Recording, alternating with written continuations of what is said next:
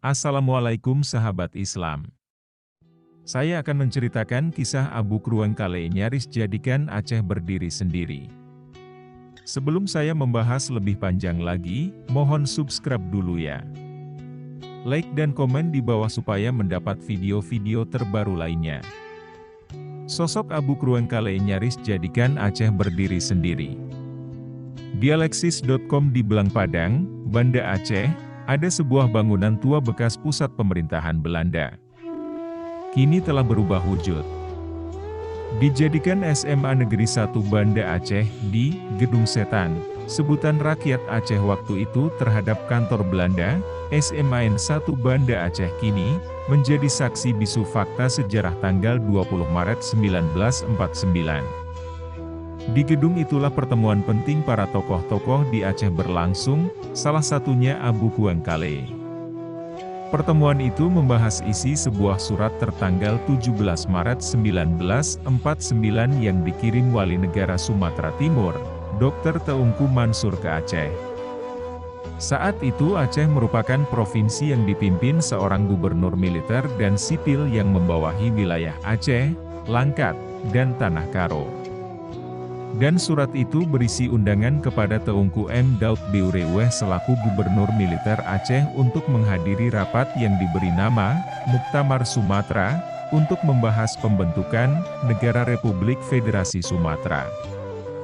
Padahal, Muktamar Sumatera itu merupakan gagasan terselubung dari politiknya Gubernur Hindia Belanda Van Mook untuk memecah belah wilayah Indonesia yang sudah memproklamirkan kemerdekaannya bisa bubar.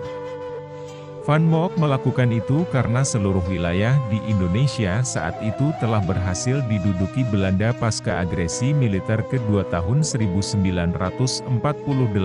Pemerintah Darurat Republik Indonesia, PDRI, di bawah kepemimpinan Syahruddin Prawiranegara yang dibentuk atas perintah Soekarno, akhirnya harus pindah-pindah, yakni ke Yogyakarta, Bukit Tinggi, dan Aceh. Karena kala itu ibu kota RI di Jakarta telah diduduki Belanda serta sejumlah tokoh nasional dan termasuk Soekarno telah berhasil ditawan Belanda. Hanya Aceh, satu-satunya yang sepanjang Perang Revolusi Fisik, 1945 hingga 1949, tidak berhasil diduduki Belanda. Sehingga gagasan yang ditawarkan oleh Van Mook untuk bergabung dalam Negara Republik Federasi Sumatera, NRFS, akan membuat Indonesia pada akhirnya tak lagi berwujud. Kepentingan Belanda untuk Aceh agar bergabung bersama NRFS sangat besar. Aceh dianggap Belanda telah menjadi daerah modal RI dan tak lagi memberi dukungan dan perjuangan untuk rakyat Indonesia ke wilayah lain. Suasana Gedung Setan pun hari itu berlangsung panas. Terjadi perdebatan sejak jam 10 pagi sampai jelang jam 11 malam. Hasilnya berupa 3 pilihan, sebagian menerima ajakan Van Mook bergabung bersama NRFS, sebagian ingin memproklamasikan Aceh sebagai negara sendiri, dan sebagian tetap setia mempertahankan negara Republik Indonesia. Dari 3 pilihan itu, hanya Abu yang mengusulkan Aceh untuk berdiri sendiri. Berbagai pertimbangan Abu uraikan.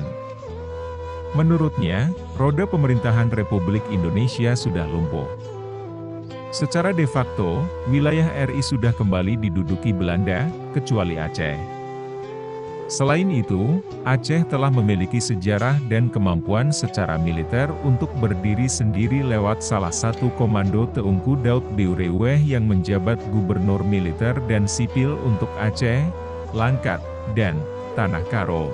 Sehingga berbagai alat persenjataan berat peninggalan Jepang yang berhasil dikuasai pejuang Aceh bisa menjadi salah satu modal kemampuan Abu dan para ulama lain untuk menggalang kekuatan rakyat dalam mendukung gagasan tersebut.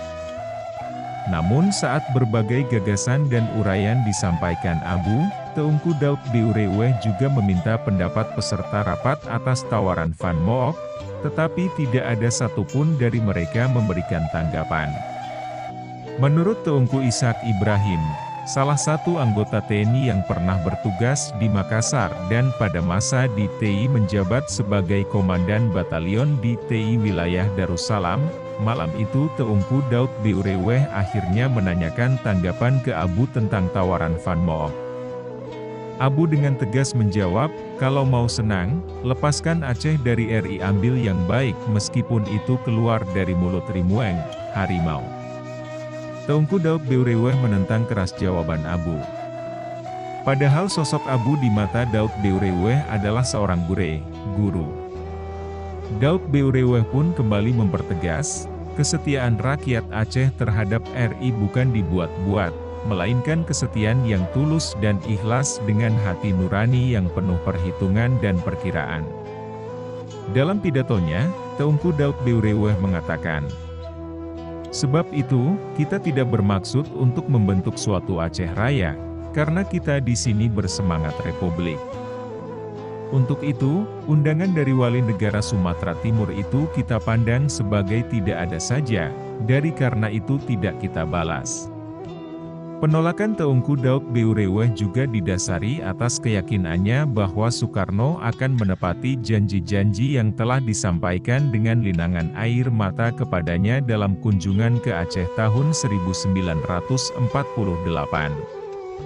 Pada TGK Daud Beureweh, Soekarno berjanji akan memberikan izin bagi Aceh untuk mengurus daerahnya sendiri dan menjalankan syariat Islam. Akhirnya, usulan Abu tak mendapat dukungan penuh dari peserta rapat.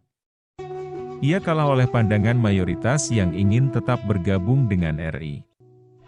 Hasil akhir pun memutuskan untuk menolak ajakan Dr. Teungku Mansur dan gejolak membentuk NRFS berakhir dengan sendirinya, akan tetapi semangat Abu Krueng Kalei belum surut. Ia didampingi muridnya Teungku Idrit Lamnyong di kediamannya di Banda Aceh, kembali mengajak Teungku Daud Beureweh mendirikan pemerintahan Aceh. Ajakan itu diungkapkannya sehari menjelang penyerahan kekuasaan Belanda kepada Indonesia menjadi Republik Indonesia Serikat, RIS, di Den Haag, 27 Desember 1949. Namun jawaban Daud Beureweh juga tak berubah. Perdebatan sengit pun kembali terjadi, hingga akhirnya Abu mengatakan, mulai Jinoe, bek kapauga sapaule baklon, kahana kateupau. Mulai sekarang jangan katakan apapun lagi pada saya, kamu tidak tahu, apa yang saya ketahui. Ketika peristiwa di TI meletus di Aceh. Seorang utusan Daud Beureweh datang menjumpainya untuk mengajak bergabung dalam barisan di TI. Namun beliau menolak dengan sebuah ungkapan yang masyhur, terbangkanlah layang-layang ketika angin kencang. Ungkapan ini bermakna bahwa keputusan Abu Beureweh dan kawan-kawan ketika itu tidak didukung oleh situasi dan kondisi yang tepat, tidak akan membuahkan hasil, namun justru akan menyengsarakan rakyat. Teungku Haji Muhammad Hasan Krueng Kalei adalah seorang ulama besar Ahlus Sunnah wal Jamaah yang menganut tarikat Haddadiyah, yakni tarikat yang berpangkal kepada Said Abdullah Al-Haddad. Meski demikian beliau bukanlah seorang ulama yang tradisional, kolot. Salah seorang murid Teungku Haji Muhammad Hasan Krueng Kalei adalah Teungku Muhammad Daud Beureweh. Teungku Haji Muhammad Hasan Krueng Kalei agaknya adalah seorang tokoh ulama yang mampu mensuri tauladani sirah Rasul tersebut dengan baik. Selain dikenal sebagai ulama sufi perkembangan tarekat Al-Haddadiyah di Aceh, ia juga diakui berperan aktif dalam sejumlah peristiwa politik. Ulama ini di Aceh sepanjang hidupnya. Pada masa revolusi kemerdekaan, TGK Haji Hasan Krueng Kalei ikut aktif berjuang menegakkan kemerdekaan Republik Indonesia. Para pemimpin perjuangan bukan hanya tokoh politik saja, tetapi juga dipelopori oleh ulama. Para ulama tidak bergerak sendiri-sendiri, melainkan bergabung dalam suatu organisasi seperti PUSA, Persatuan Ulama Seluruh Aceh, PERTI, Persatuan Tarbiyah Islamiyah, dan lain-lain. Logika agama dan ilmu hakikah.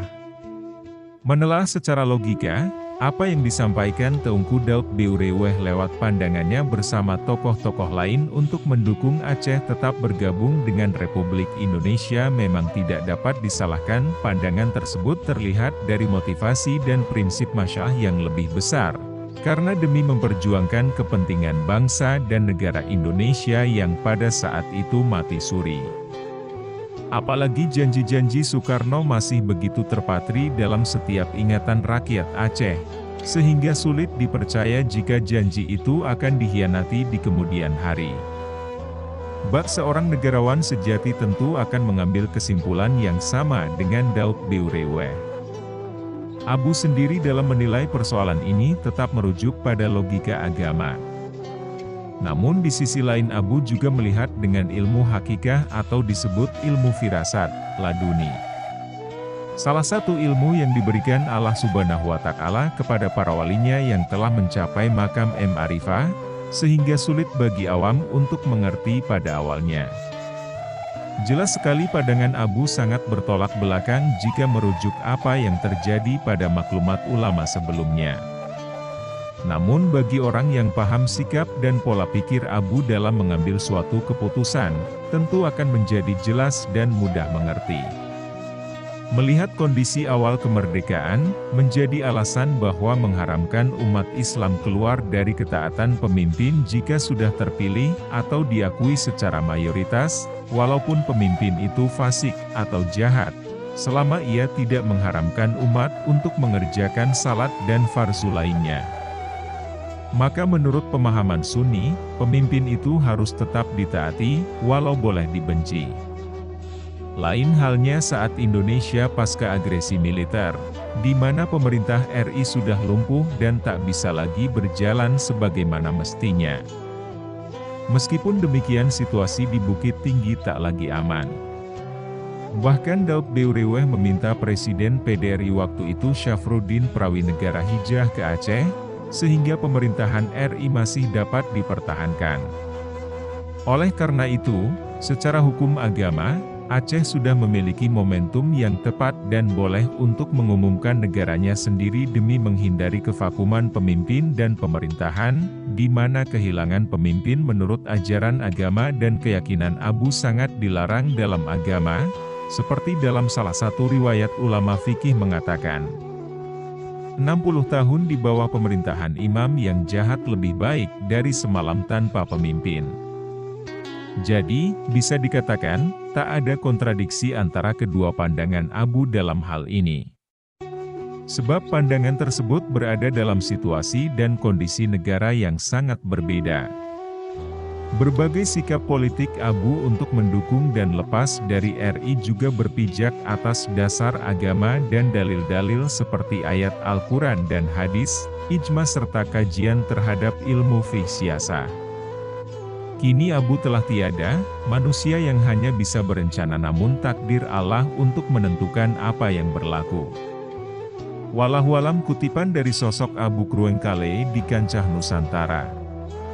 Terima kasih sudah mendengar, semoga bermanfaat.